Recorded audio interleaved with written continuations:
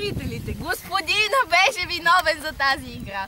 Защото когато седеше той до нас, нищо не се получаваше. Как се отдръпна, стигнахме до 11. Ами нормално, той седи и участва работа, сигурно седи и свика на класа, така нарочно да не успеят, да може да им кажем колко са некадърни, ала-бала.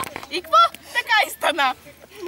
Ми тъй като ни снима, ние се притесняваме. Аз не се притеснявам. Ти да видиш, мъдра педагогическа философска мисъл. Да. Свързани изречения, много наброй. Имаш ти смисъл. Аз имам, моето имаше ли смисъл? Аз да не съм Голям Кирчо! Добре. Добре, чухме, че господин е виновен. Я да видим. Цвети ти нещо. Според мен вече обстановката е твърде нервирана. Нервирана? Да, вече е твърде потискащо. Някакси вече не се понасяме. Всеки крещи на другия. Един вика ти си виновен, друг вика не, ти беше, ти дръпна това, трети вика не, той е виновен, защото еди какво си. И не знам, според мен вече почваме да се дразним един друг и не се получава заради това. Ние ще дразним от първия ден, ама то. Да, но поне във втория и третия се опитахме да постигнем нещо заедно с различните игри, които играхме. Но в тази аз видях просто обвинения и нападки, и нерви, и просто не се получава така, според мен. А това на какво се дължи според теб? Не знам, може би вече всички искат да си ходим. Вече мислят, че според мен, примерно утре няма да сме всички заедно, така както сме. Едни са по-големи и учат другаде, други, например Гошо, не е от нашето село.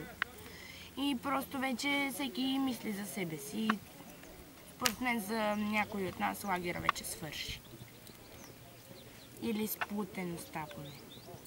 Аз не съм така, аз си мисля, че господина е виновен. Да, за теб чухме.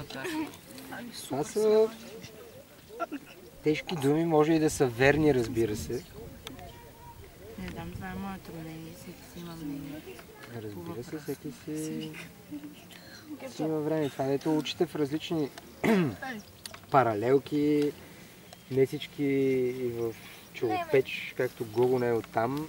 Мисля, че и от утре ще сте разделени. Точно за това аз си представям, че трябва да се използва пълноценно всеки един момент, докато сме заедно, за да мога да вземем всичко от този момент, защото той може и да се случи, може и никога да не се случи точно със същите хора, пък и на точно същото място е много малко вероятно.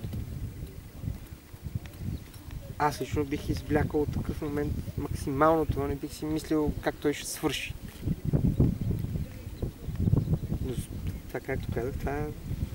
Не знам, мислех, че на втория и третия ден, първоначално си мислех, че някакси тук ще преглътнем различията си и някакси ще се опитаме поне веднъж да направим нещо заедно, да се постигне, а не всеки да работи сам за себе си. Направихме го втория ден, онзи ден на Паяка, където беше мрежата, на това с водачите, вчера с овчаря. И се опитахме, нали, да направим нещо, което добре си постигна, обаче днес вече нов ден, ново начало и според мен деня започна така. Просто вече всички гледат, че това е стига толкова. Че край е близо. Айде следващия път тогава да отидем за 15 дена. Айде. Може да си отделиме последния ден тогава за край, така да ни е лош ден, ама поне ще имаме повече дни да използваме. Айде. Мисля, че повече дни, повече нерви, повече